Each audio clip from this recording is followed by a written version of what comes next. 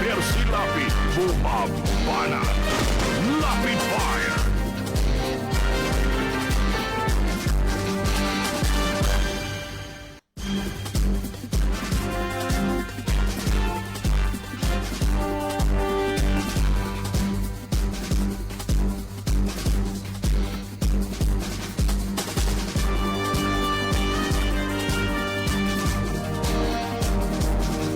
Ipatatawag daw po ni Pangulong Digong nyo para harapin ito pong mga sinampahan ng kaso na kawani po ng Bureau of Immigration.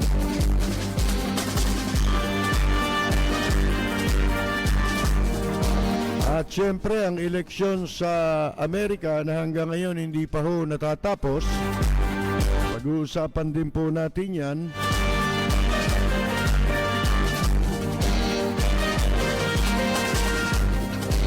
Isang protesta naman sa House of Representatives Electoral Tribunal ang ibinasura. Laban po ito sa isang nanalong congressman sa 1st District of Manila.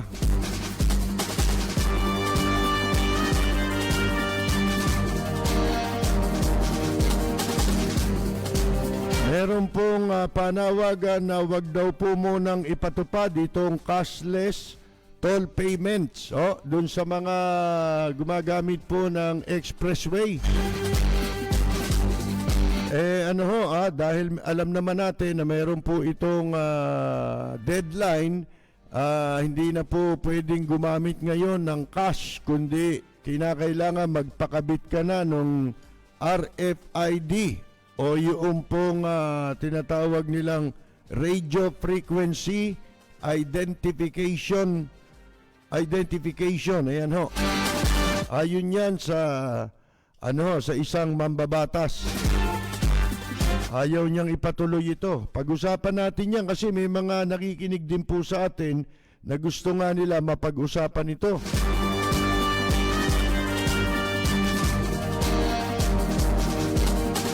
Ilan lamang yan sa mga issue na ating pong tatalakayin ngayong gabi.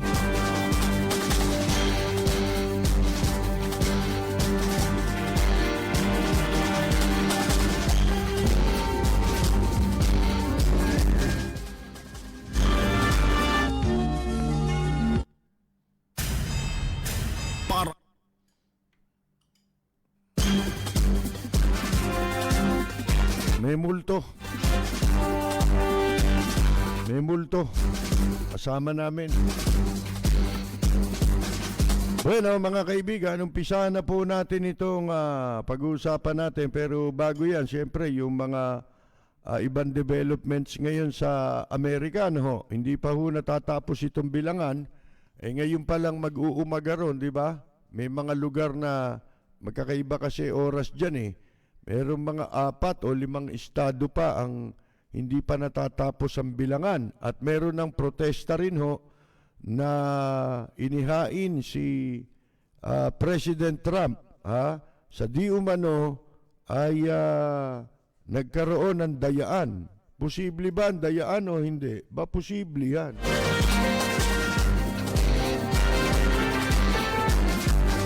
Hindi naman como Amerika sila, wala nang dayaan. Lalo ngayon, iba ng sitwasyon ngayon, nakita ninyo. Pero umaasa tayo na pagkatapos nitong eleksyon, magkakaroon na ng pagkakaisa, ang bansang Amerika. Kasi parang ito yung nakaraang eleksyon din na hati ang boto.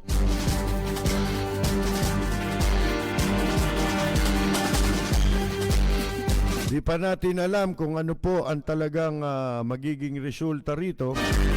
Merong balita na may mga lugar na natagpuan yung mga balota na nakatapon sa basurahan. Pawang ang mga boto raw na nakasulat kay President Trump. Balita pa lang yun. Ang problema naman itong CNN kasi merong sinabi yata si Trump, siyempre na tungkol sa eleksyon, sabi nung nanonood ako kanina, natatawa ako dun sa CNN din kasi sabi nila, parang dinidisrespect ni Trump yung boto ng mga mamamayan. Mga kaibigan, talagang bawat gawin ni Trump walang kawala sa CNN.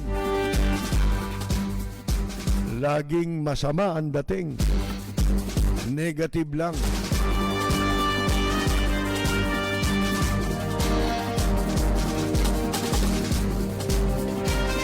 Hindi ho pag-disrespect yun. Tsaka yun daw protesta ni Trump parang disrespect sa mga botante.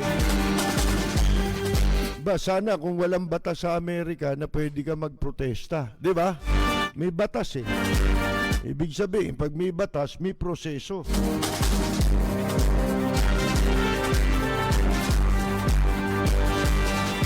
Yun Meron na ngang mga nagrarally na mga supporters ni Trump sa isang lugar na ginagawang bilangan ng boto doon sa Arizona. Mga kaibigan, yan ang hirap kapag naumpisahan ng isang bagay. Hindi mo na maiiwasang hindi na mangyari sa susunod na mga eleksyon o sa anumang administrasyon. Ganyan yan Di mo, nung naumpisahan kay Marcos, di ba? EDSA. Nakailang EDSA na tayo. Ala rin. Palala lang ng palala. Paggrabe ng paggrabe. Wala ring pagbabago, di ba? May paiyak-iyak pa tayo kapag katapos ng mga EDSA na yan. Nagsisiiyakan pa tao, may mga nangingilabot pa. Pero wala rin Paulit-ulit lang. Bakit? Kasi isa sa problema ng mga nauupo dito yung pagiging divisive. Hindi katulad sa Amerika dati. Pag natapos ang eleksyon, tapos na. Tapos na ang politika. Ngayon iba mukhang nahawa pa sa Pilipino Sa sobrang lalana ng problema dito sa Pilipinas, nadadamay na ibang bansa. Merong mga kung ano-anong di umano, puro di umano.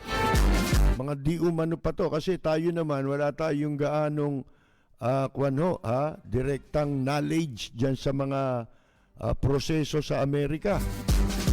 Ito'y mga napapakinggan lang natin sa balita. Iba naman, nababasa nating mga innuendo, mga kung ano-anong wala namang hindi substantiated na mga pagbabalita o kaya pagkakalat ng impormasyon. Walang sapat na basihan.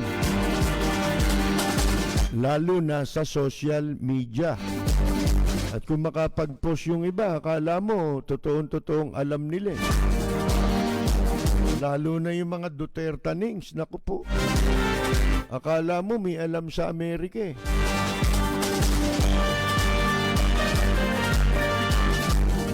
ganun talaga Hindi mo mapigil yung mga tao na magmarunong, mga has.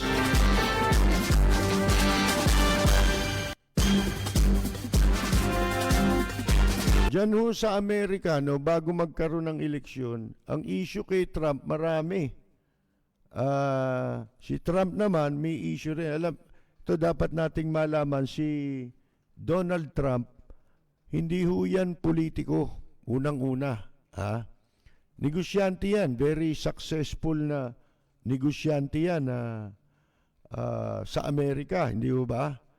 Ngayon, siyempre, bilang isang negosyante, nalalaman niya ang mga kalokohan sa politika. anong kalokohan, kung paano nagkakamal ng salapi ang mga politiko doon sa kanila. Yun, alam niya yun. Kaya siyempre, medyo alibadbad ang mga politiko kay Trump. Kahit sa mga kasama niya sa Republican, hindi naman lahat yan eh. Mga maka-Trump yan eh. Kita mo, tahimik sila. Samantalang sa panig ni dating Vice President Joe Biden, ang kumampanya pa sa kanya, isang dating presidente. Di ba? O, paano? Mga politiko yan eh. Di ba? Naglalaro. Kasi ayaw nilang madamay sila sa iba. O, mga kaibigan, ano yung sinasabi natin kanina na pagka naumpisahan ng isang bagay na hindi mabuti, hindi na maiiwasang ito ay maulit muli.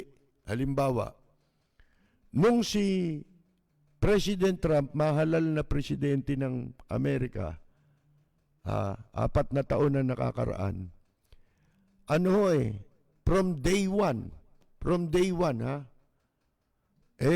wala nang tigil ang mga media. Majority ng media ay lalo na ang CNN.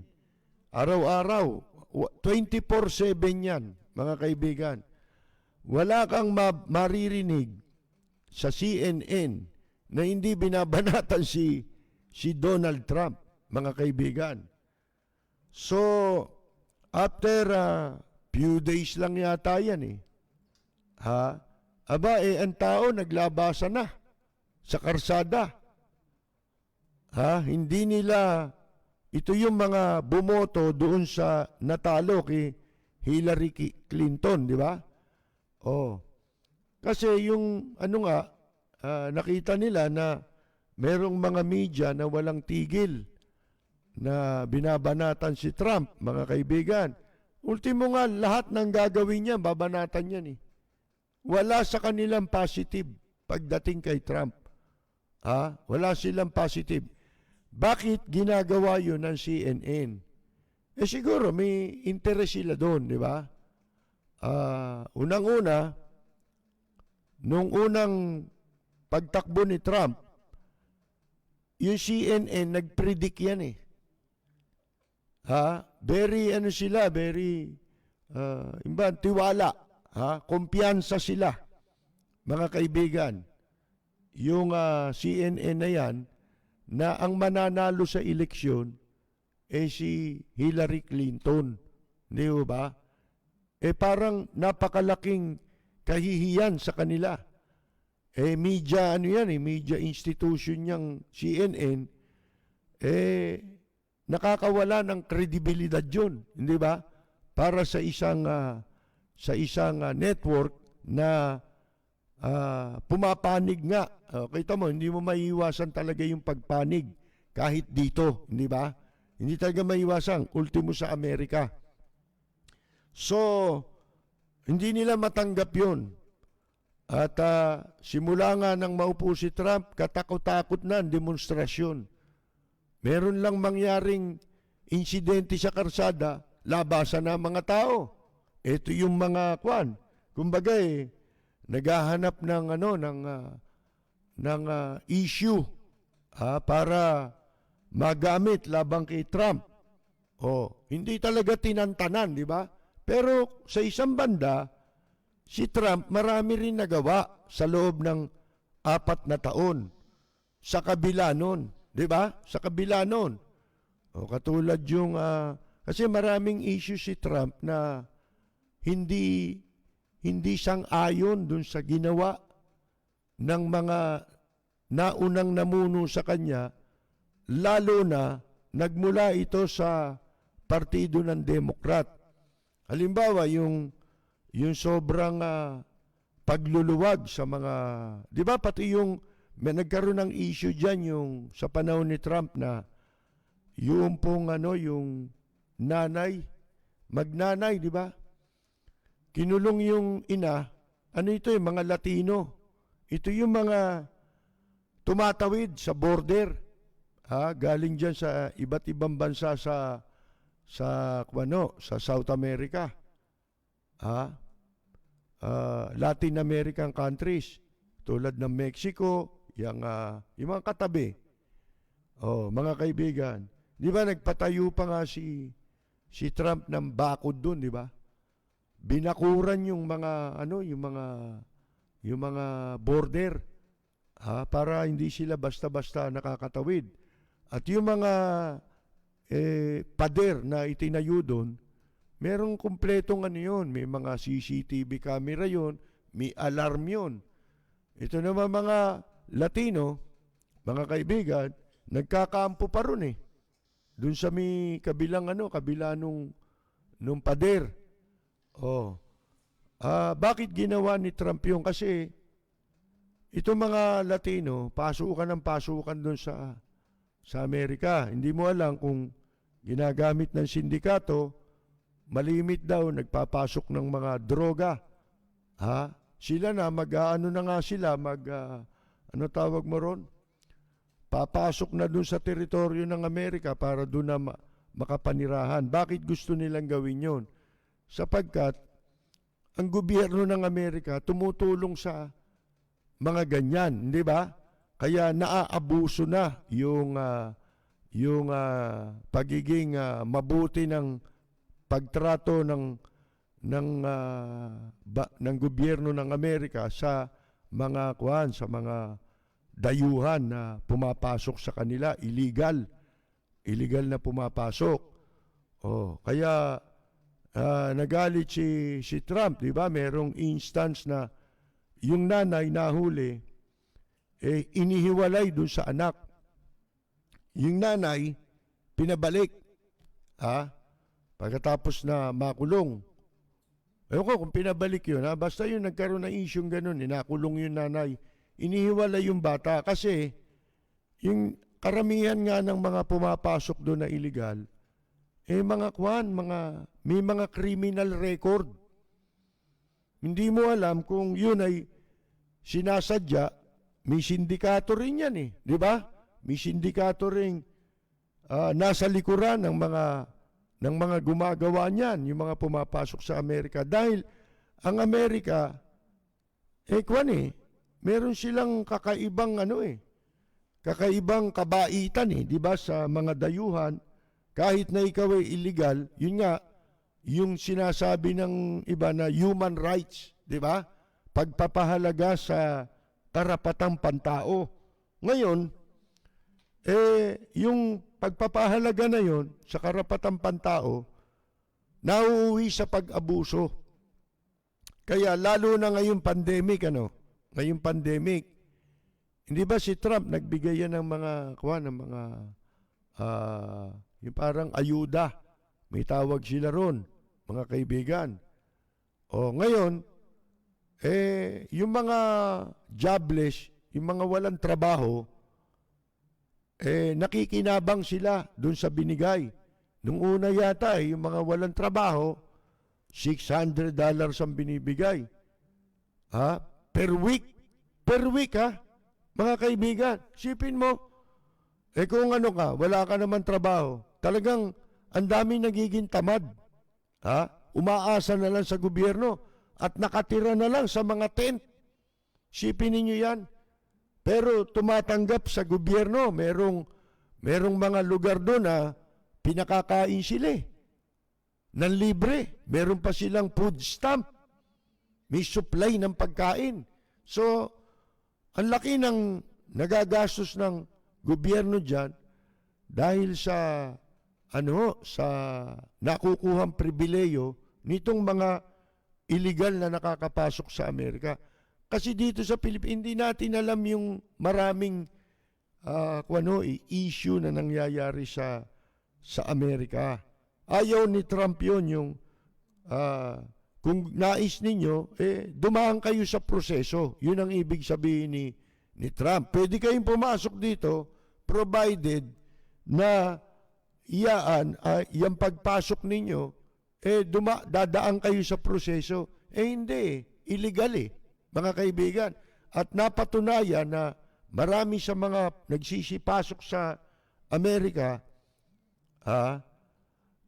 dyan sa mga border, may mga criminal record talaga sa kanilang mga bansa na pinanggagalingan. Katulad yun, yung nanay, ang dami mga drug addict. Siguro, kaya nahuhulihan ng drugs itong mga ito dahil nga sindikato rin ang nasa likod nila. Total, papasok ka doon, pagdadaling ka ng droga, di ba? At yung iba, nagdodroga rin, dahil mo layo ng lalakbayin mo dyan, di ba? So nangangailangan sila ng droga para mamalagi silang gising, hindi ba? Parang shabu, ganyan mga kaibigan. Parang yung mga nakashabu. Yan po ang ilan sa mga sa mga bagay na nagawa ni Trump. Nakipagtalo pa diyan, di ba? Dahil tutol sila sa pagtatayo ni Trump ng pader, di ba? Doon sa mga border. Ano sabi ni Trump? Kung ayaw ninyo, kahit sarili kong pera, gagamitin ko dyan. Di ba? Sa pagtatayo niyang mga pader. Yun hindi mga alam ng Pilipino. Ito pa isa. May nakapagsabi, hindi lang isa, marami nagsabi sa akin, itong si Trump, di ba may mga hotel yan? May mga negosyo. Katunayan, may Trump dito sa Makati. Yung Trump Hotel, di ba, Tower? Trump Tower. Hotel yun Kay President Trump yun. Mga kaibigan. Di ba, minsan nagpunta dito yung anak niya, yung junior. Nagpunta rito yun. Siguro nung pagpunta niya dito, noon na pinasinayaan o naitayo yung negosyo na yon. Sa Amerika, mga kaibigan, alam ba ninyo kung sino ang isa sa pinakamalapit na nationality kay President Donald Trump? Mga Pilipino. Katunayan, sa kanyang mga negosyo, maraming nagtatrabaho na mga Pilipino. At may balita ako, sa mismong mansion ni Trump, mga kaibigan, marami siyang karaniwang nagtatrabaho ron, puro mga Pilipino. Dahil si Trump ay humahanga sa sipag, sa husay ng mga Pilipino. Yan ang totoo. Yan ang hindi alam ng mga maraming Pilipino. Mga kaibigan. Sa isang banda, itong si Biden, parang parang yung pagtakbo niya, hindi dahil sa pansarili niyang kagustuhan, kung hindi, ang nasa likod din ito ay sinasabi na si Clinton din, di ba? At saka si Obama, mga kaibigan. Dahil si Biden ay naging vice president ni Obama, di ba? Wala na silang panlabang kay Donald Trump. So ito ang pinili nila. Kaya sa kampanya ni Biden itong huli, todo ang suporta very active sa campaign. Kasama lagi si Barack Obama, mga kaibigan. Para sa iba, sa mga balita natin sa mga Pilipino dyan, itong si Obama, wala rin naman nagawa sa kanyang panahon. At yung mga negosyo, ito pa isang ayaw ni Trump na nakita niyang nagkaroon ng masamang epekto sa economy ng Amerika. Alam niyo kung ano? Yung mga ginawa ng Democrat na yung sa NAFTA, hindi ba? Na lahat ng produkto ng Amerika ipinagagawa na sa ibang mga bansa. Pinakamalaki sa nakinabang dito, isa, ang China. Halimbawa, yung mga sapatos, yung mga branded, American brand na mga apparels, kabilang na ang sapatos, ginagawa na yan sa China kasi pinagagawa na rin siguro ang ang rason nila, malaki matitipid nila sa labor. Ano naging epekto nun? Maraming mamamayan sa Amerika ang nawala ng trabaho. Dahil doon, kung matatandaan ninyo, tayo kasali dyan doon sa NAFTA na yan, APTA, tsaka yung nasa ilalim lahat yan ng General Agreement on Tariffs and Trade. Ito yung globalization, mga kaibigan, na naging proyekto nun sa ilalim ni President Clinton. Mga kaibigan, nagsimula sa panahon na ang nakaupong Pangulo si Clinton, mga kaibigan. At may mga pagkakataon na babanggit ko sa inyo yan, na iilang kami, siguro 2 kami. Kami ni Kauding Bartolome, tumututol dyan sapagkat magkakaroon niya ng masamang epekto sa bansa natin. Yung bubuksan mo ang pagpasok ng mga produkto dito na walang buwis, papayagan mo na ang mga produkto makapasok dito ng walang buwis. Yun ay nakapaloob sa kasunduan, yung General Agreement on Tariffs and Trade, mga kaibigan. Ang sabi nga natin nun, ang mangyayari niyan, gagawin tayong tambakan ng mga produkto. Di ba yun ang nangyari dito sa Pilipinas? Sa panahon nagumpisa yun, yung import liberalization. Kasi nung araw, sa panahon ni dating Pangulong Marcos, iilan lang ang pwede mong maipasok dito na produkto Ilan lang yan, yung mga produkto. Nung pumasok na ang gobyerno ni dating Pangulong Corazon Aquino, niliberalize nila ang importation. Kaya nung panahon ni Marcos, walang gaanong traffic. Bakit? Limitado ang pagmanufacture ng mga sasakyan. At yung mga sasakyan na pwede mong ipasok dito sa Pilipinas, limited yan. Di ba no, order ka ng sasakyan? Hindi ka basta-basta makakabili. Very limited yung volume, yung unit na pwede lang nilang ibenta rito. At yung mga component na ginagamit ng mga pabrika dito sa Pilipinas, yun lang ang inaalaw, mga maliliit na na mga produkto yan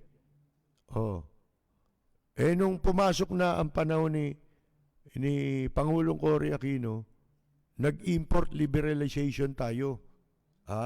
Niliberalize ang importation. Doon na nagsimulang maleche ang ekonomiya ng Pilipinas lalo. Inakala natin gumanda. Pero sa totoo, hindi gumanda yun. At dumating yung panahon, ito nga, sponsor niya, si Gloria Macapagal Arroyo, di ba?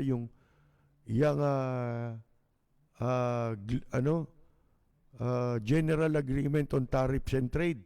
Senador pa lang yan. Yan na ang kanyang itinataguyod, mga kaibigan. Ano sabi natin nung mga panahon na yun? Nasa radyo rin tayo. Ang sabi natin, hindi makabubuti yan kasi wala tayong panlaban Dahil tayo ay very limited din ang mga produkto na ating na-export sa ibang bansa. Di ba? Hindi naman tayo, hindi katulad nila, katulad halimbawa ng China.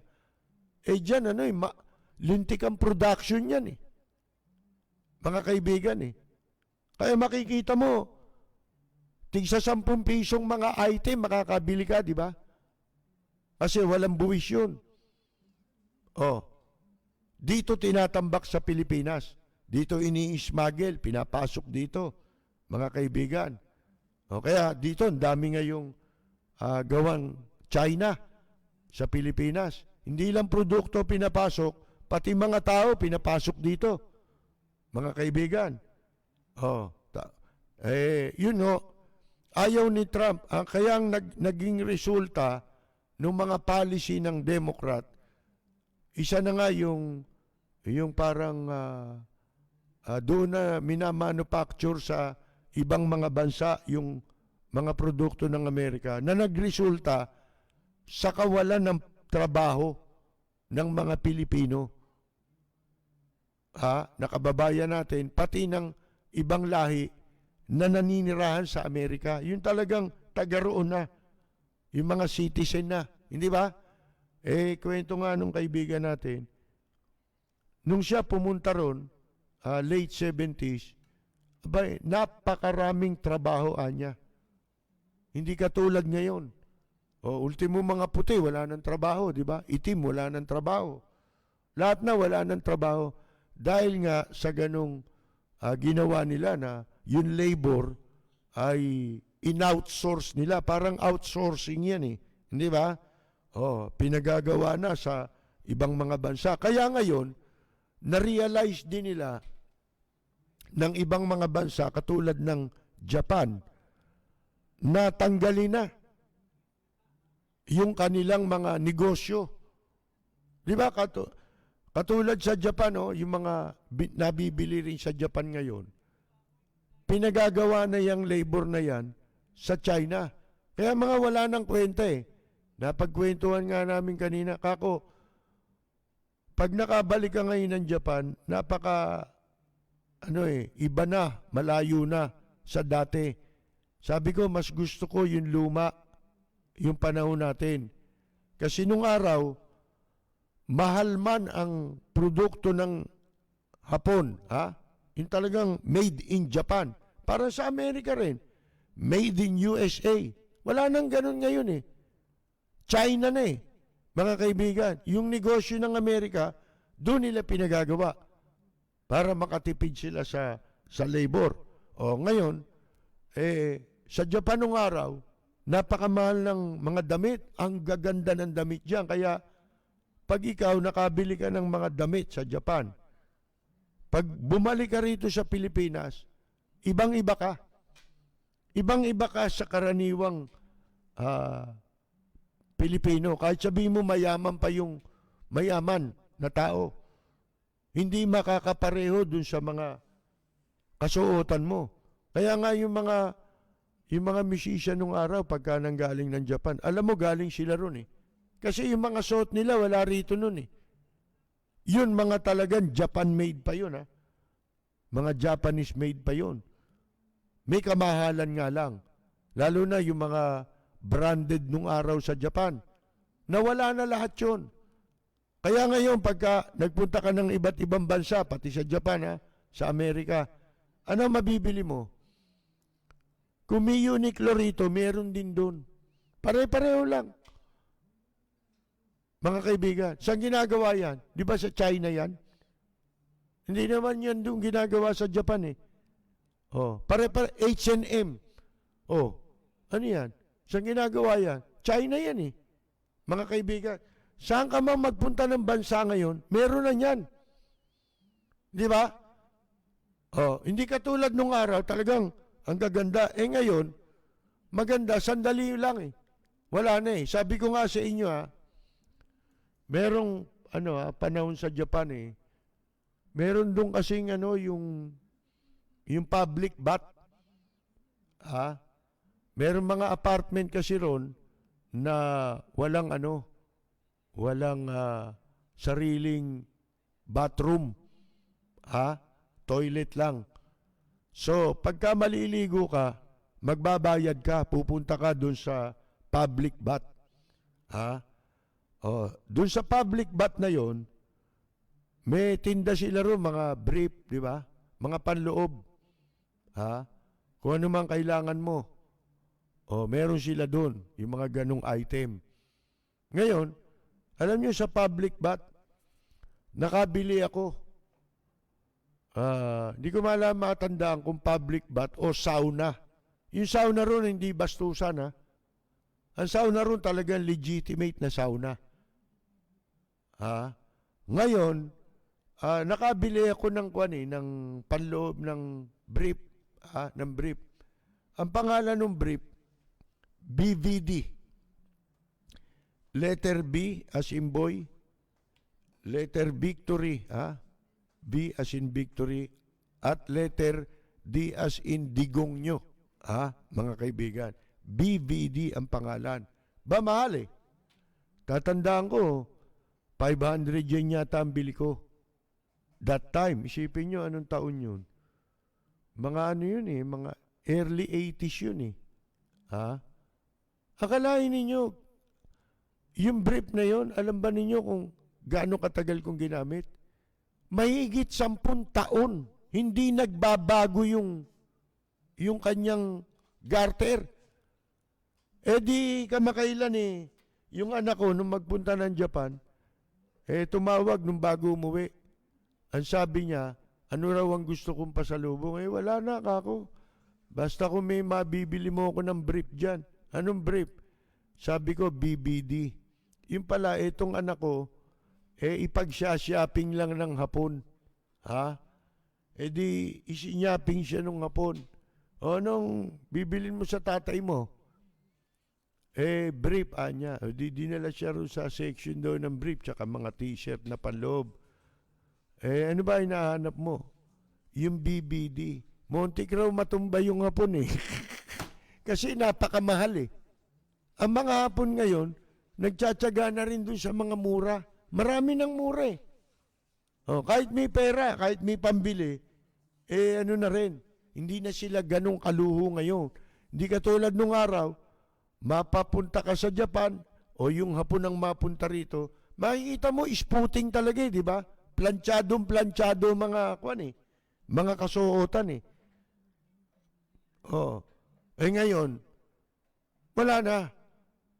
Bumili ka ng Uniqlo rito, ng H&M dito. Pagdating mo sa Japan, kapareho mo lang yung suot din ng masasalubong mong naglalakad ng mga tao roon. Pare-pareho na kayo ng suot. Hindi katulad talaga noon. Iba, di ba? Ibang-iba. Dahil nawala na yung mga magagandang produkto. So madali sabi, ang mga may mga issue sa Amerika kasi na hindi naman nauunawaan dito sa Pilipinas ng marami. Yan lamang, panoorin mo lang yung resulta ng eleksyon, mga kaibigan. Hindi naman ang makikita mo ron kung ilan yung bumoto. Milyones di ba? 100,000. Pero meron pang isang number doon, di ba? Na mas malaking number. Na ang number, ito nga yung kasalukuyang bilang ngayon 240 plus yata si Biden, 215 si President Trump. Yung resulta. Ano ba yung bilang na yun? Pag dito mo tinanong yun, iisipin kukunti tao sa Amerika kukunti butante. Ang kailangan para ka manalo, 270. Ano yun? Yun yung electoral vote na tinatawag, mga kaibigan. Bawat state merong tinatawag na bilang kung ilan yung electoral vote. Yun ang binibilang sa kanila. Mga kaibigan. Ngayon,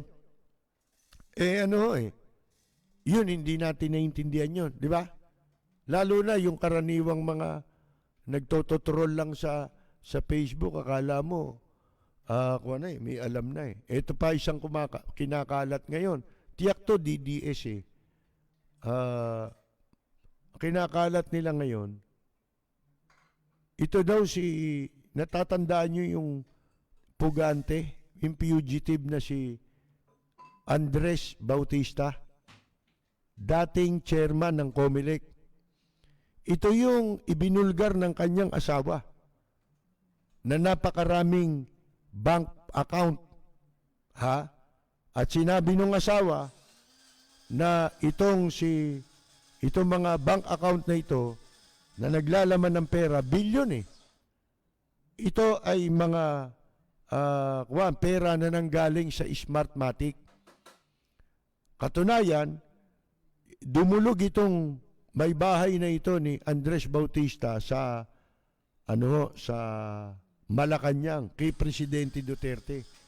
Pero pagkatapos noon, ano nangyari? Meron ba? Ngayon, Di ba, tumakas itong si Andres Bautista. Ilang beses itong pinatawag sa Senado at abogado lang ang sumisipot.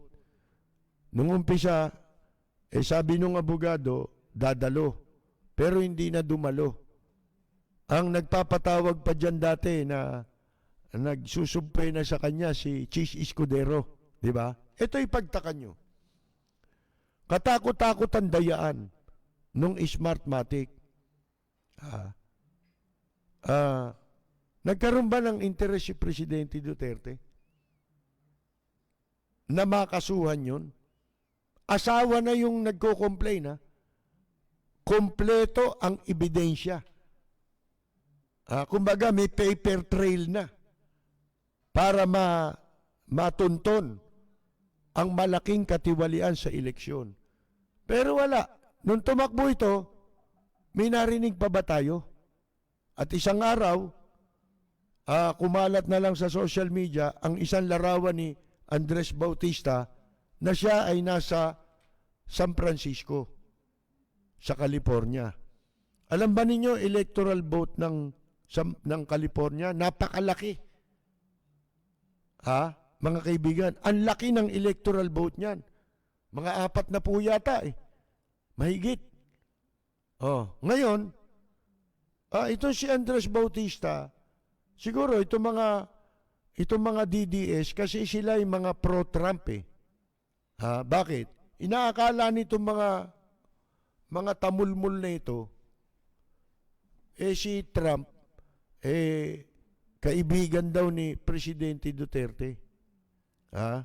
Hindi kaibigan yan. Tingnan mo itong si Presidente Duterte, di ba, tinanggal niya nga yung BFA, di ba, yung Visiting Forces Agreement. Ano sabi ni Trump? Good, sabi niya gano'n. Yun na nag-respond ni Trump. Mabuti naman. Malaki matitipid namin. Di ba? Kasi malaki ginagastos dyan ng Amerika na tulong sa ating Armed Forces of the Philippines. Mga kaibigan. Yung ba kaibigan? Niniwala ba kayo doon? Hindi totoo yun. Tapos itong eleksyon, merong pronouncement itong si Presidente Duterte. Alam nyo, hindi ko lang nabanggit yun kaya lang, nasa isip ko na Sabi ko, nag-announce ito, nananawagan sa mga Pilipino na iboto raw si President Trump.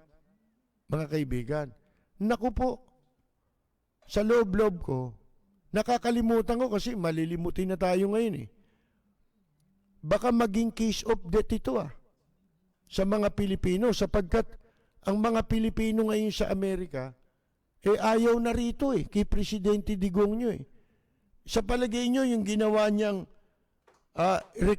i-require na kumuha ng visa ang mga Pilipinong American citizen, may matutuwa pa ron sa kanya. Alam ba ninyo ang natatanggap kong complaint? Madalas, hirap na hirap ang mga Pilipino na merong mga Philippine passport na gusto nilang i-renew para makabalik sila rito nang hindi na sila kukuha ng visa. Napakahirap. Pinapapabalik-balik sila. Hindi mo maintindihan yung requirement o anumang requirements na kailangan para hindi mahirapan yung mga Pilipino na magpa-renew ng kanilang passport, Philippine passport. Lalo na yung dual citizen. May Filipino passport yun. O kaya yung may anak daw na may passport, na Filipino passport, pwedeng umuwi ang magulang kahit na walang visa, kahit na sila ay US passport holder. Pwede rin. Basta may anak na may Philippine passport. Sipin ninyo yan Sino matutuwa? Di naging case of death yun. Di ba? Nagkaroon ng masamang epekto kay Trump. Di ba? parang kamalasan ang dinala noong endorsement ni President Duterte. At kung tatanungin ninyo, ang pagkakaintindi kasi ng mga Dutertaning, dahil kaibigan daw itong si Presidente si Digongyo at saka si Trump, magkaibigan, mga kaibigan, ini-expect nila na hindi matutuloy yung pong mga kaso na inihain labang kay Presidente Digongyo, yung paglabag sa karapatang pantao, di ba? Yung human rights violation, lalo na doon sa war on drugs, di ba, na napakaraming napatay dito sa Pilipinas. At yun nga ay nagiintay na lamang ng pasya ng International Criminal Court, kung kakasuhan siya, di ba? At sa sandaling magkaroon na ng kaso, pwede nang ipaaresto si President Digongyo. At ito si President Trump kamakailan, kumalas ito sa ano rin sa ICC, di ba? Parang binabanatan niya yung ICC. Parang nagkakapareho sila ni Trump ni Presidente Digongyo, laban sa mga nagmamalasakit at nagpapahalaga sa human rights violation. Ina-expect nila yun, na kung si Trump may proteksyon, si Pangulong Digongyo, mga kaibigan. At sa Democrat, wala siyang proteksyon. Bakit? Kasi itong Democrat, tinatawag nga ni Trump na leftist yan di ba? Kasi nga, nagpapahalaga doon sa karapatang pantao.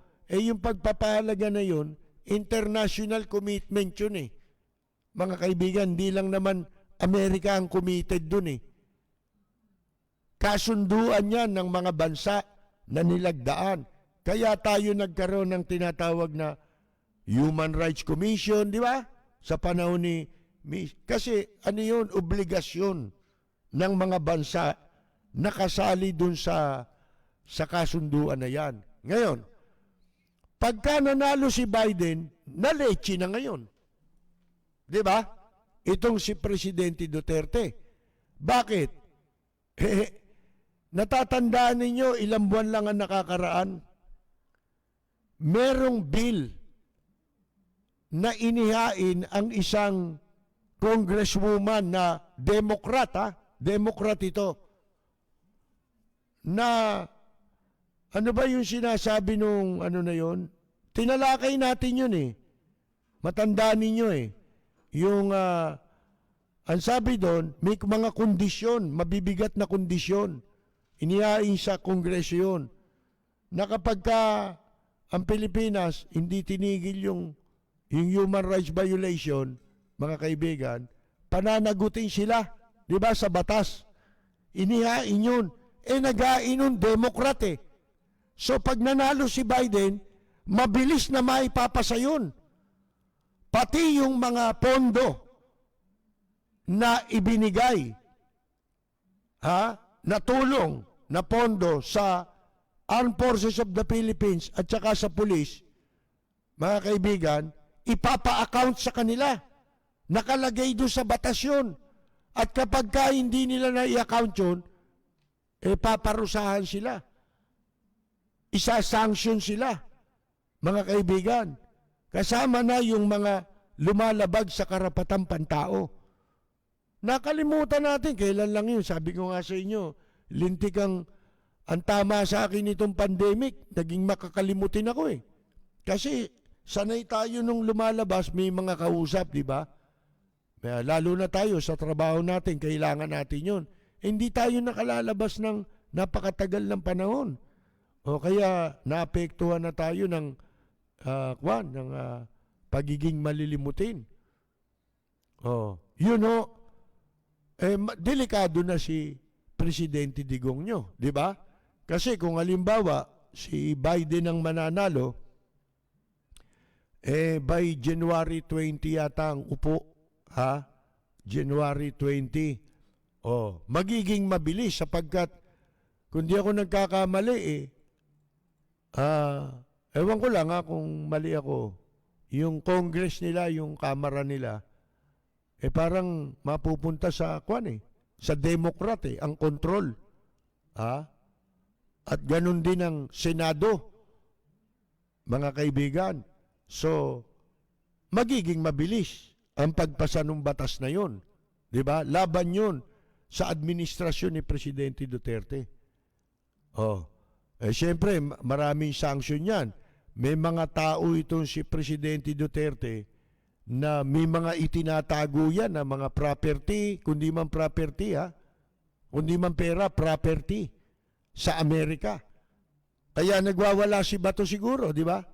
Nung tanggalan siya ng visa, hindi na siya makakabalik doon. Paano yung property kung sakaling meron siya? Di ba? Yun ang hinala na ito si Bato kaya nagngingit-ngit kasi may property siya ron. Hinala lang yun. Pero ako may balita. Ngayon, antayin na lang natin yan kung sino mananalo. Nagkakamali sila ng akala. Ako, ang paniwala ko, kay kaalyado kanyang, kay hindi, iba ang gobyerno ng Amerika. Gumagana ron yung government kahit na ito, nakikita mo, may dayaan, merong mga fraud, hindi mo naman pwedeng questionin yan, yung bakit ka nagsasampa ng kaso. Proseso yun Di ba nangyari na yan kay Al Gore, mga kaibigan? Tumakbong presidente, nagprotesta rin yan sa Supreme Court. May proseso rin sila, katulad natin di ba? Kaya hindi mo pwedeng sabihin na yung si President Trump ay dinidisrespect niya ang mga voters. Hindi. Hindi common, nagprotesta ka, hindi mo na ginagalang ang boto ng mga botante. Hindi yun ang ibig sabihin. May proseso Hindi, alisin mo yung proseso, di ba? Alisin mo yung batas. Kaya at saka dyan sa Amerika, konti lang ang maging diferensya ng boto, automatic ang recounting dyan Hindi katulad dito, mag-aahain ka pa ng protesta, di ba? Sa kanila, hindi. Pagka pumasok siya dun sa percentage na konting percentage na diferensya sa boto, automatic sila nagkakaroon ng recount. Mga kaibigan. At ito mga balita ng fraud, yun nga yung natatagpo ang mga balota na nakasulat daw Trump. Hindi pa natin alam yun kung gaano katotoo yun. At meron pang balita, meron ako napanood na video, ini-interview yung botante, sinasabi niya yung ipinasok niyang balota, hindi nagre-register yung boto niya. Kaya ngayon, diyan pumapasok itong duda na dito kay Andres Bautista. Talakay sa maiinit na isyu ng bayan. Bumabatikos, bumabanat. Walang takot na nagsisiwalat sa maling gawain ng mga taong gobyerno. Nagseserbisyo publiko. Pakinggan para hindi maging mangmang sa nangyayari sa lipunan. Lunes hanggang Biyernes, alas 10 hanggang alas 11 ng gabi sa DWBL 1242. Lapid Fire ni Percy Lapid. Totoong balita, katotohanang komentaryo. Lapid Fire. Sa panahon ngayon, bawal ang may stress. Kaya naisipan namin gumawa ng programa na swak sa inyong panlasa. Halina't makipagkantahan, makipagkwentuhan, makipagkumustahan, at makipagkulitan. Kasama ang mga awit at musikero ng bayan. Lapid Fires Live Jamming. Alas 10 ng gabi hanggang alas 12:30 ng hating gabi. Tuwing Biyernes dito sa DWBL 1242. Lapid Fires Live Jamming. Hosted by Kap Percy Lapid. Live Jamming.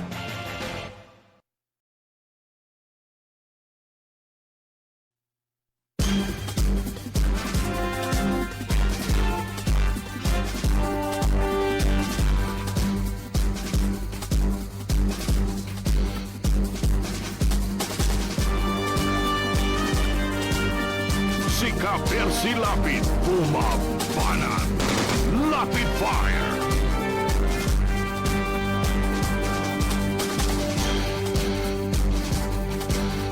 Magpapatuloy po tayo mga kaibigan. Yun nga ho, ano. Ngayon, itong mga Dutertaning, akala nila itong si Andres Bautista, inuugnay lang nila ang naging dayaan sa eleksyon. Kay, ang pandaraya sa eleksyon nung panahon na ang nakaupong COMELEC commissioner dito, o chairman, si Andres Bautista, ang dayaan lang si Leni Robredo. Ha? Para bang ang pinandaya lang ni Bautista si Leni Robredo. Mangmang kasi itong mga Dutertaning. Kaya ngayon, merong pinakakalat sila na ito raw si Andres Bautista na pugante. Kinuha raw ito na konsultant ng kampo ni Biden. Kaya makikita ninyo yung pattern ng dayaan na nangyari sa panahon ni Andres Bautista bilang chairman ng COMELEC, yun din ang lumilitaw na dayaan sa Amerika. Halimbawa, hindi ba napakarami ritong ilang beses nagkaroon ng pagkakataon dito, natagpuan ng mga ballot boxes na nakatapon sa basura. Natatandaan nyo yan. Di ba? Pagkatapos, yung reklamo na binabanggit natin kaninang napanood ko sa video, na pagka isinubo mo, iba yung resulta na isinusuka nung makina. Kasi parang parang kamukha rin nung Smartmatic yung ginagamit nilang machine. Yun ang napanood ko. Kaya itong si Andres Bautista, may mga nagsasabi ngayon dyan sa social media, wala naman silang basihan, di ba? Pero mabuti na rin nababanggit itong si Andres Bautista. Kasi nagtataka tayo kung talagang ang ipinandaya lang ni Andres Bautista si Vice President Leni Robredo, bakit hindi pinakasuhan yan ni Presidente Digongyo, si Bautista? Gayong dumulog pa man din sa kanya yung mismong asawa ni Andres Bautista. Mga kaibigan, di ba? Nakalimutan nyo na ba yun? At ang pinagtataka natin, bakit walang kaso hanggang ngayon? Samantalang ito ay inimbestigahan din ng Senado. Ano ba yan? Di ba? Kasi kung itong si Andres Bautista kinasuhan, mga kaibigan, pwedeng pabalikin yan dito sa Pilipinas sapagkat ang ating bansa ay meron pong tinatawag na extradition treaty sa Amerika. Hindi katulad sa Brazil, nagtatago si Eli Cuyucot Soriano, hindi natin mapauwi. Bakit? Dahil wala tayong extradition treaty. Pwede sanang mapauwi dito yung wanted rapist na si Eli Cuyucot Soriano kung ginampanan ni Mauro, nitong Ambassador Marichu Mauro, yung kanyang tungkulin. Hindi niya ginampanan Nakipag-associate siya dun sa kay Eli Cuyucot Soriano na isang fugitive, mga kaibigan. Pero mapapansin ninyo walang nagko-komentaryo ngayon labang kay Ambassador Mauro. Magkano kaya ang pinakawalang pera dito, mga kaibigan, para hindi mapag-usapan sa media yung kaso na yan ng pag-aabuso ni Ambassador Marichu Mauro. Meron akong video rito Siguro sa Lunes na natin kita yan at may paparinig yan, video ni Ambassador Mauro na siya ay nananawagan pa, nagle-lecture sa mga Pilipino sa pamamagitan ng siguro interview sa kanya ng UNTV yun. Himpilang ginagamit ni Eli Cuyucot Soriano. Mga kaibigan, siguro interview sa kanya yun, nagle-lecture pa sa mga Pilipino na wag daw gagawa ng ikakapahiya ng ating bansa. Baliktad mga kaibigan, dapat sa kanya yung sinasabi niya, dapat sa sarili niya sabihin niya, di ba?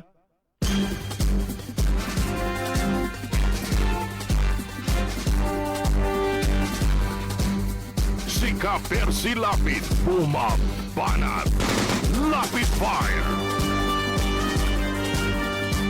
Ngayon mga kaibigan, itong si Andres Bautista, malaking yan, iskandalo itong ginagawa ng mga Dutertaning. Pero sabi ko nga sa inyo, mas mabuti nang nababanggit siya sapagkat masyadong malabo sa atin kung bakit walang kasong naisampa laban dito kay Andres Bautista na sana ay makakapagbigay katarungan kung mapapabalik siya rito para maipaliwanag niya. Di ba?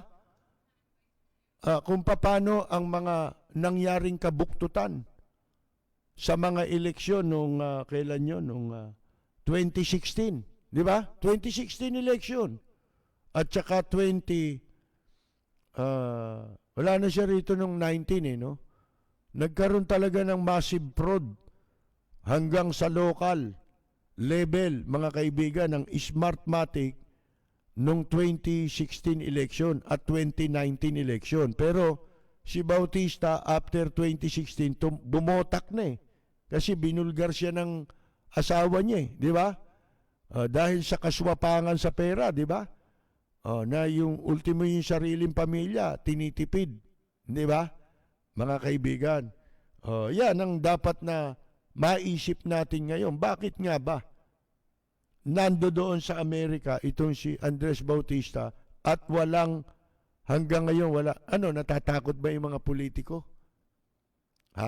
Kasi si Andres Bautista kahit chairman, kung ano man ang nalalaman niya, sabit lahat yung mga opisyal ng COMELEC. Sabi ko nga sa inyo kung kayo naniniwala na dinaya si Bongbong Marcos, bakit ka kay Vice President Leni Robredo magagalit? Hindi naman siya nandaya. Ang may kakayahang mandaya sa eleksyon, yung COMELEC at saka yung Smartmatic. At dahil sila ang pwedeng gumawa ng pandaraya, doon kayo lumusob. Hindi yung pinagmumura ninyo si Vice President Leni Robredo. Napakalayo naman nun. Di ba? Katunayan, itong mga protesta laban sa kanya, napagdidismiss na lahat. May natitirang isa, di natin alam paano nilang, siguro pipilitin nilang mailusot yan, pero yung mismong COMELEC umaatras di ba? Na sinasabi nilang walang failure of election sa Mindanao. Di dapat basura na ng Supreme Court yan. Hindi ba? Mga kaibigan. Yun po ganong kasimple lang yun. Kung merong dayaang nangyari sa eleksyon, yung kandidato, siyempre sinong kandidato hindi gustong manalo? Di ba? At kung ang pandaraya niya, hindi magtatagumpay ang pandaraya niya kung hindi pumapayag ang COMELEC sa pandaraya mo. Dahil lahat ng klaseng pandaraya, labag sa batas yan Ultimong vote buying Hindi ba? Sana kung vote buying lang yan. Hindi bilangan itong sinasabi. Sino ba bumilang ng boto? Si Vice President Robredo ba? Hindi naman siya COMELEC ang bumilang Di sana idinimanda rin ni Bongbong Marcos yung COMELEC. Di ba? Idemanda mo. Hindi nyo dinademanda eh. Dinidemanda nyo si Vice President. Bagay, protesta yun. Protesta, pero para paratangan mong siya ng daya, hindi niya magagawa yun. Di ba? Ang makagagawa ng pandaraya, yung COMELEC. At saka yung Smartmatic. Kasi magtaka ka, bakit si Andres Bautista hindi mapauwi? Kasi pag kumanta yan, marami sasabit. Ito naman COMELEC, pag pinilit na lang pakantahin yan, abay, kakanta rin yan. Ano yung kakanta niyan? Si ganito, hindi nanalo. Si ganito, hindi nanalo. Kaya takot yung mga politiko. Hindi ba? Wala kang politikong nanalo. O kaya kumakandidato na gustong manalo. Binabanatan yung COMELEC. Wala nun. Mga kaibigan. Merong isa, siguro propaganda lang yun. Kumandidato, pero alam namang hindi mananalo. Mga kaibigan, di ba? Kahit na dayain mo pa eleksyon, hindi mananalo eh. Sa sobrang hina eh.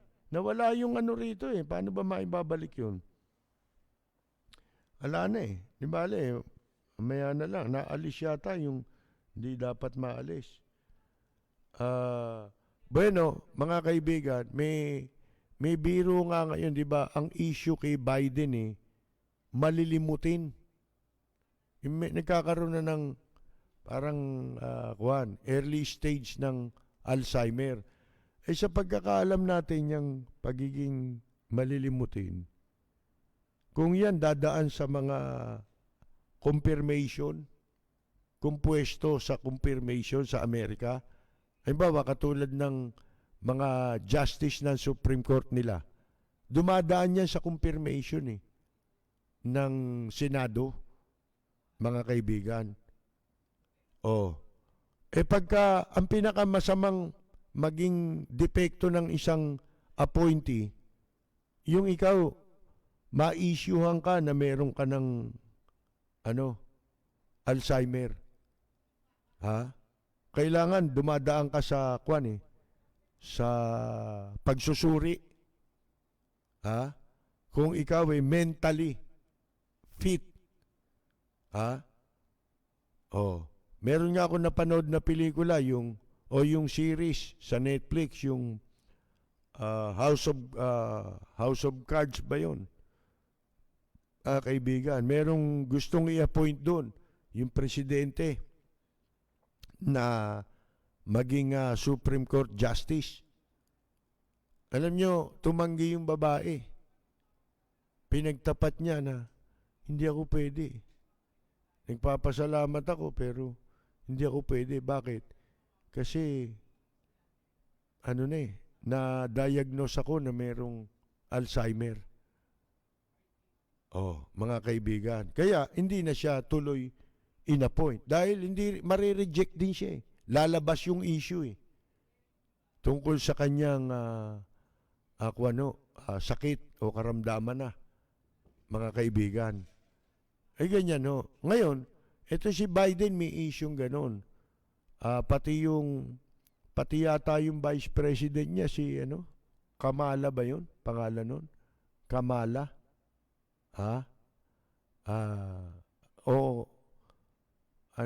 Kamala yata May pagka yata yun, Bombay yata yun Mga kaibigan. Ito si Biden sa isang debate nila ni President Trump, tinawag niya si Trump, hindi ko alam kung insulto yun o nakalimutan niya. Kasi tinawag niya si President Trump na President Bush. Mga kaibigan.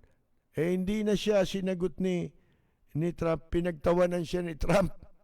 Hindi ko naman alam kung yung pagkakatawag ni Biden deliberate o makakalimutin. Kasi mo tawagin kang Bush, si George Bush yung junior, di ba? Mga kaibigan, bakit? Kasi nung panahon na yan ng presidente, parang si era pang ng mga Amerikano diyan katulad ni Erap na kulang ang pag-iisip, mga kaibigan. Ha? Oh, bobo, may kabubuhan. Kaya hindi ko alam kung yun ang ibig sabihin ni Biden o talagang malilimutin na siya. Pero sa mga ibang pagkakataon, talagang nakakalimot na raw ito si Biden. Yan ang sinasabi. Naikwento ko ngayon, kako nung isang araw nga Yan si Biden. Ito naman si Kamala, bago natin ikwento yan. Inong isang beses, nagsalita rin, gusto ko niya pasalamatan sa Tagalog. Ha? Gusto ko niya pasalamatan ang aking mga anak. Binanggit lahat ang pangalan At ang aking asawa, biglang tumigil. Ang tagal, nagkaroon ng gap ang aking asawa. Ha? Tapos sorry na, kalimutan ko yung pangalan. Nakalimutan yung pangalan ng asawa niya. Mabuti hindi niya nasabing, gusto kong pasalamatan ang aking asawa. Ang aking asawa na si Joe Biden. Buti hindi ganun na nasabi niya. Itong vice presidential candidate ni Biden, kung ano ito na-issuean na nung araw ito kung di ako nagkakamali Nagkaroon ng relasyon ito sa isang mayor ng California. Ang pangit din nun, yung mayor ng California. Mga kaibigan, sabi ko, kinuwento sa akin ito nung kakilala natin. Alam mo ba yan? Nagkaroon niya ng relasyon dun sa mayor na si ganito. Ganun ba kako? Kako, hindi pala Kamala pangalan yan ano pangalan yan? Sabi ko, Kemala. Si Ka-Percy Lapid. Boom. Malaki. Mana. Lapid Fire. Ngayon pagkaulyanin ng pinag-usapan, sabi raw, isang araw, ito si Joe Biden, sabi sa kanya may bahay, sweetheart, kuha mo nga ako ng kape. Huwag kang malilimutin, ha? Malilimutin ka na Hindi, ano ba yon? Kuha mo ako ng kape. Lagyan mo ng cream, ha? Baka makalimutan mo, ha? Huwag kang malilimutin, ha? Di sa madalit sabi, malis yung asawa. Pumunta sa kusina. After 5 minutes, bumalik. Ha? Sabi raw kay Biden, eto na ang hotdog mo. Sabi ni Biden daw, nakita mo na. Malilimutin ka na talaga. Sabi ng asawa, bakit? Nakalimutan mo yung ketchup. Si Ka-Percy Lapid. Umabanat. Lapid Fire.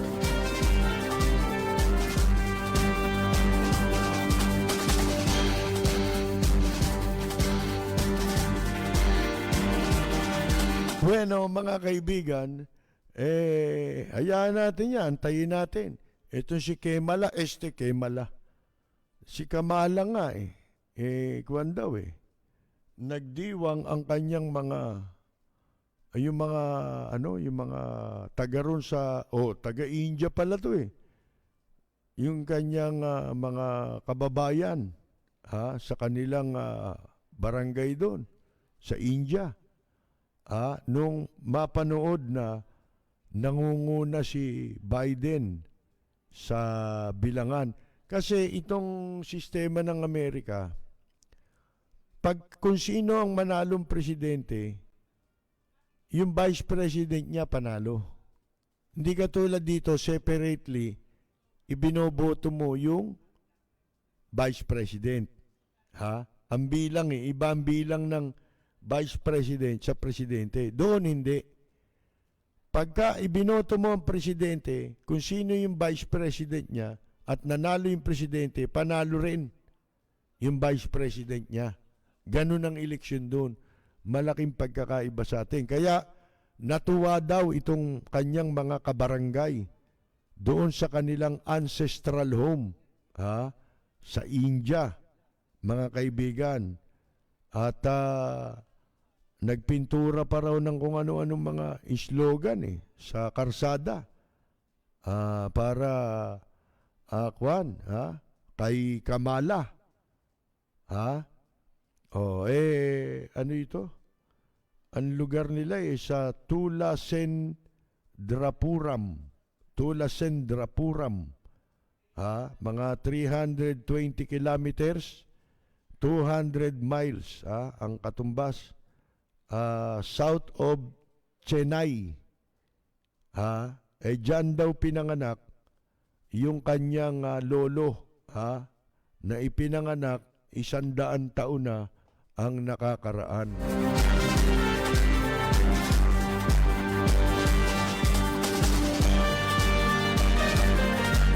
Ngayon, ito ho, ang pinagyayabang ngayon, haharapin daw ni Presidente Duterte sa 1 linggo itong mga officers ng Bureau of Immigration na sinuspinde ng Ombudsman dahil po sa di umano'y corruption. Di umano yan. Ngayon, daming inchik na nakapasok dito Nasa akin din yung sulat ng NBI dito sa Ombudsman. Yung kopya na meron tayo. Dinagdagan ng NBI yung mula dun sa original na ilan ba yun? 50? O 40 mahigit. Naging 80 ngayon. Ang kinasuhan ng NBI, pinabago nila yung complaint para maisama yung iba pa na sangkot dyan sa human smuggling na kung tawagin, pastillas, gang, Ito yung mga sangkot. At karamihan andito rin yung kopya sa atin, kasama yan sa sulat, sa complaint na inihain ng NBI sa Ombudsman, yung mga pangalan ng lahat ng ng mga officers. Alam nyo, ang napuna ko dun sa complaint, lahat yun ibinase sa testimony ng 2 whistleblower. Kung ano yung mga naging pahayag sa investigasyon sa pagdinig ng Senado, yun ang pinagbasihan ng NBI sa paghahain ng kasong graft laban sa mga walang hiyang ito, mga kaibigan. At di ba katulad ng sinasabi natin, inimbestigahan na nga Narinig mo na nga Ilan na yung inimbestigahan dyan. Pero bakit hindi po nagkaroon ng katulad ng ganito na ang NBI naghain ng complaint base sa testimony ng 2 testigo at base na rin sa mga naging pahayag nitong mga isinangkot dito. Doon ibinase. Pagka nabasa ninyo yung complaint na inihain ng National Bureau of Investigation. Ngayon, ito, papapil na naman to mga kaibigan. Ilang beses nyo nang ginawa yan Yung mga taga-customs nun, di ba? Kunyari, pinatawag. Ano nangyari? Meron ba nangyari doon? Ano sasabihin mo dito? May kaso na yan. Sabi nitong si Bongo, yung mga nasuspindido na mga taga-Bureau of Immigration ay kanyang haharapin sa darating na Lunes at kanyang kakausapin. Ano sasabihin niya? Ba't kailangan niya pang harapin? Kinasuhan na. Ano pakay nyo? Para yung kredito mapunta kay Presidente Duterte. Hindi naman siya nag-imbestiga niyan Di ba? Ang katunayan, nag-imbestiga rito sa Senado si Risa Ontiveros Di ba opposition daw yon? Oh, mga kaibigan. Bakit iharap mo kay Presidente Duterte yan? Ano kinalaman niya dyan? Sabi ko nga sa inyo, hindi naman siya arbiter niyan eh. Di ba? Ang arbiter ng graft and corruption, yung ombudsman. Mga kaibigan, bakit kailangang idadaan mo pa yan sa, para pagsasabihan na huwag kumanta? Bakit? May iba bang kasangkot dyan? Dapat nga kasama sa kinasuhan dito si si Morente. Si Jaime Morente. Huwag mo sabihin hindi nakapirma sa mga dokumento yan. Di ba? Sa mga ipinroseso nilang dokumento. Huwag mo sabihin hindi nakapirma yan. Mga kaibigan. Ba't kailangan Kasi di ba merong sinasabi sila na raw? Yung super body. Ano yun?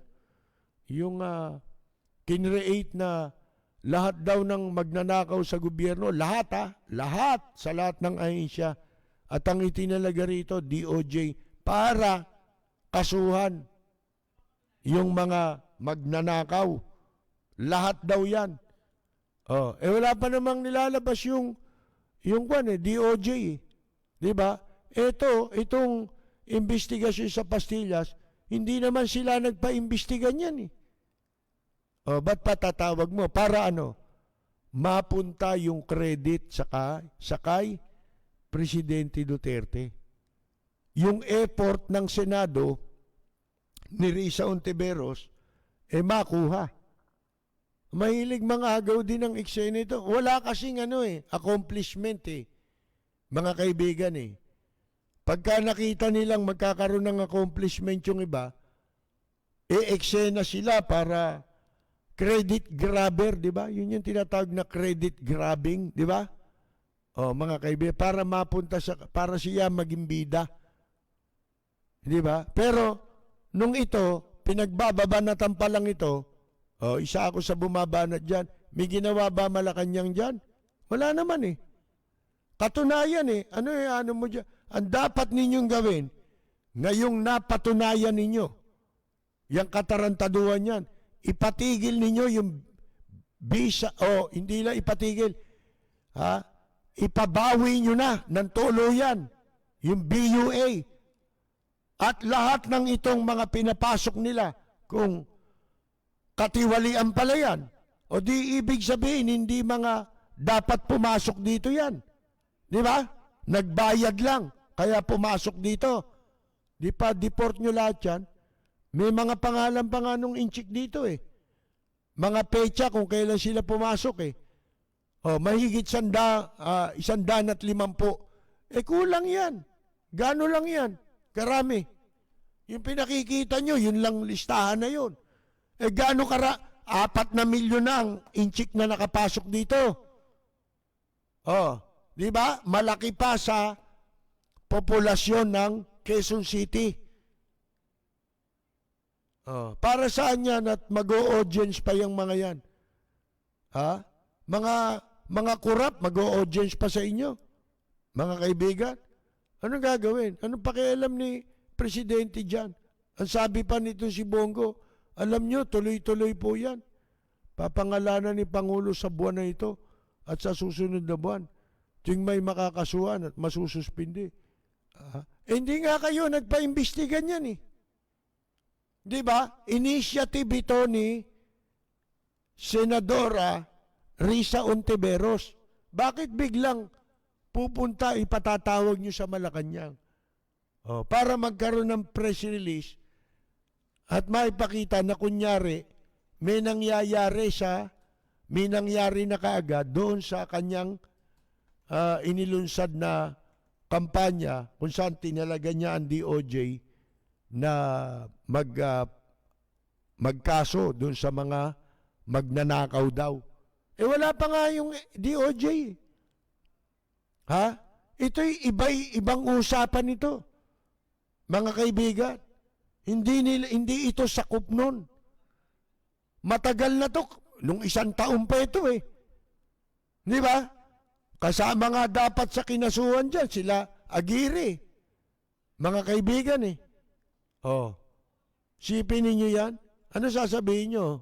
Huwag kayong kakanta Di ba? Yan ang masama. Nang aagaw ng karangalan. Paano sila mismo, wala silang magawang accomplishment. Kasi kung may accomplishment ka, ba't pakikialaman mo yung accomplishment ng Senado? Hindi mo ba? Oo. Walang kwenta ito. Nakakahiya, mga kaibigan.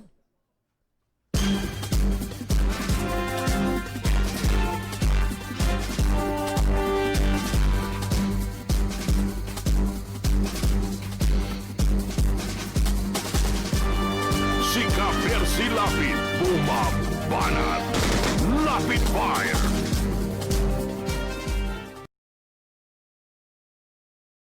Ito naman hong protesta labang kay First District Representative Manuel Luis Lopez o Manny Lopez na inihain ng kanyang tinalong kandidato na si dating Congressman Benjamin Asilo ay ibinasura ng House of Representatives Electoral Tribunal na kung tawagin po ay HRET sa isang resolution na may petsang August 27.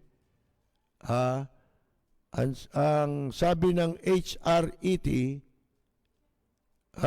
si Asilo ay naghain ng protesta on a mere gut feel or suspicion that the election results do not reflect the will of the electorate of the First District of Manila. Ayun. Wala palang basihan. Nagprotesta lang para masabing may protesta. Siguro, baka inaakala ni dating Congressman Asilo, kung naging congressman siya, baka may mga kakilala siyang nakasama niyang nakaupo sa HRET, di ba? Maaaksyonan ang isang protesta na wala namang pinagbabasihan. Jesus Mariosep, nagaksaya lang tayo ng panahon. Yun ang ayon dito sa HRET. The instant election protest, ito pala'y inihain nung July 5, 2019. Protest, dated pala yun. May petsang July 5, 2019, pero inihain po ito July 8, 2019, ay ibinabasura ng HRET for being insufficient in form and substance. Walang kalaman-laman. Para ka lang nagpunta sa pulis, nagpa-blatter ka lang. Blatter ang ginawa nito eh. Dapat sa presinto siya nagpunta, di ba? Pwede ba yung sasabihin mo, dinaya ako sa eleksyon? Asan? Wala, dinaya lang ako. Pwede ba yung ganun, mga kaibigan? Ayon ho sa resolution, si Asilo ay nagprotesta o dun sa protesta ni Asilo ay kinu-question niya yung kanyang pagkatalo sa 2019 election. Sa kabila na siya ay lumitaw na muntik ng manalo na sa congressional race sa First District of Manila base sa 3 local survey conducted pre-election. Ba? Ang basihan survey? Ganun ba yun? Sabi, ba't ka nag-poprotesta? Dinaya ako eh. Paano kang dinaya? Ako dapat ang panalo eh. Siya nanalo eh. Ako panalo dapat eh. Kasi ayon o base sa mga local survey. Yan ang hirap pag naniwala ka sa survey, timo, napanaginipan tuloy ni Asilo, nanalo nga siya. Kaya siya nagprotesta. Hindi ho yun, basihan ba sa protesta yun? Ito, survey. Timo, ginagamit ng, ano ngayon, survey? Ha? Referensya sa pandaraya? Mga kaibigan, sa paragraph 6, in paragraph 6 thereof, he asserted, ginit daw nitong si Asilo, that he was on the verge of accepting his defeat. Nasa ano na raw siya, dapat tatanggapin na sana niya ang kanyang pagkatalo in the congressional race sa labanan ng para sa kinatawan. Kung hindi, if not for the question hanging on the minds of his community leaders. Ayun. Yung palang pinagbasihan niya, ito pa, nagbase sa survey at saka doon sa guni-guni ng kanyang mga supporter. Mga leaders, community leaders, mga kaalyado, supporters, family, as to whether kung talagang ang resulta ng eleksyon para sa congressman ng 1st District of Manila talagang nagpapakita ng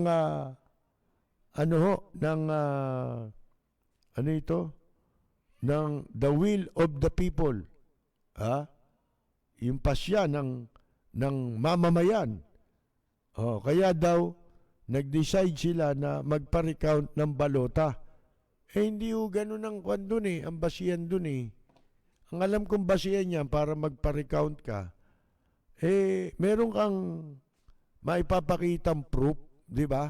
Paano mo nasabing nagdayaan? Sana nagpakita ka ng discrepancy. Ito yung resulta sa ganon, ito yung resulta rito. Hindi, ang ginamit pala ni Asilo, alam mo ba? Agam-agam. At saka, survey. Yung survey daw sa local. Mga kaibigan, lintik na ngayon May ma-complain lang Sabi ko nga, dapat nagpa-blatter ka na lang.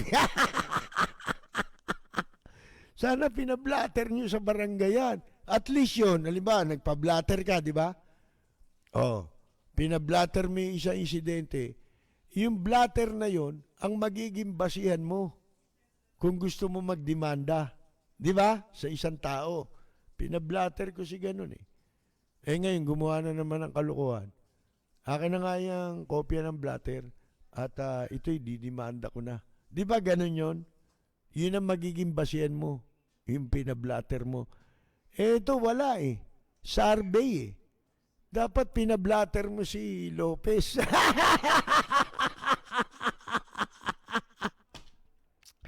Mga comedian din to si Atong Si Atong ba ito yung kapatid? Benjamin Yung kapatid, di ba? Hindi, former congressman Hindi naging congressman yun, naging konsihal yun. Ang former congressman, si Atong. Di ba Benjamin yan? Nakakalimutan ko na. Talagang malilimutin na tayo mga kaibigan. Wala tayong magagawa sinabi rin ng HRED, nakakatawa to sa totoo lang na si Asilo ay nagpahayag din ng kanyang pagkabahala sa maagang transmittal ng election results during the canvassing proceedings.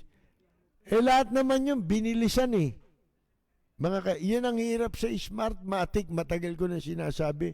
Wala kang kalaban-laban dyan.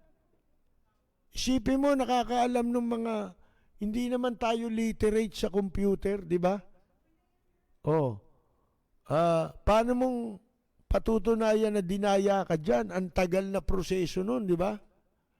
Katulad nung dyan, kila Bongbong, nakita ninyo, mga kaibigan. Wala eh. Yun nga eh, merong in-identify. Buksan natin ito, buksan natin yun. Mga kaibigan. Ito wala eh.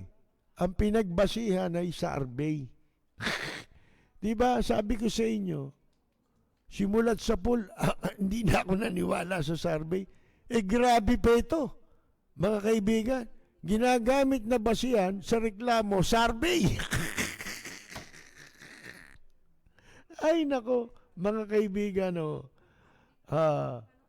the failure of election officer to provide him a printed copy, etc., etc., mga kaibigan.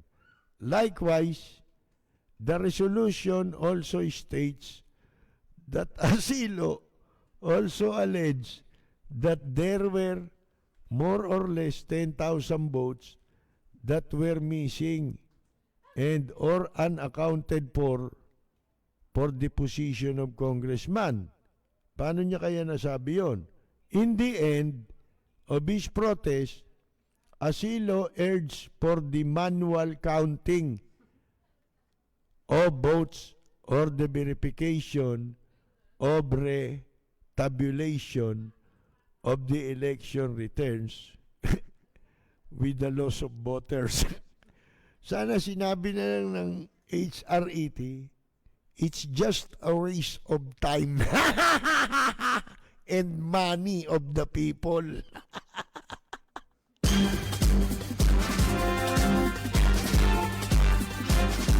Si Ka-Percy Lapid, bumabanat. Lapid Fire!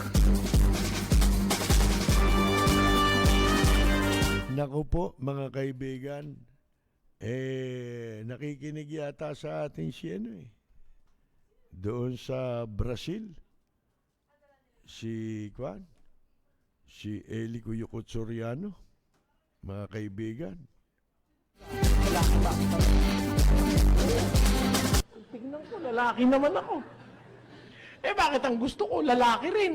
Ina Valencia, Estela Suarez, nagbuburles, si Pepsi Paloma, at si Rosana naglilislis, si Kirina Landipa, hubot-hubad, nagbobomba. Kung ano po nakikita nyo sa akin sa harap ng camera, yung ginang makikita nyo sa akin sa pang-araw-araw na buhay. Talaga pong gumagamit ako ng salitang gago, tanga, inutil, tarantado!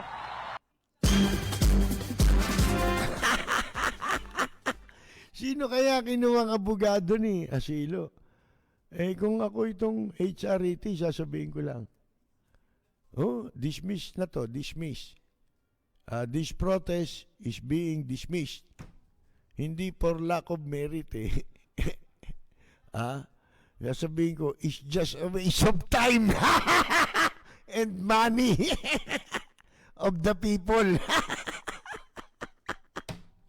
Hindi, kaibigan ko yun siya itong Asilo mga kaibigan Kaya lang na, hindi man maiiwasang matawa tayo, mga kaibigan. Alam nyo na, nakakatawa yun Sipin mo, ngayon lang ako nakarinig ng ganong complaint.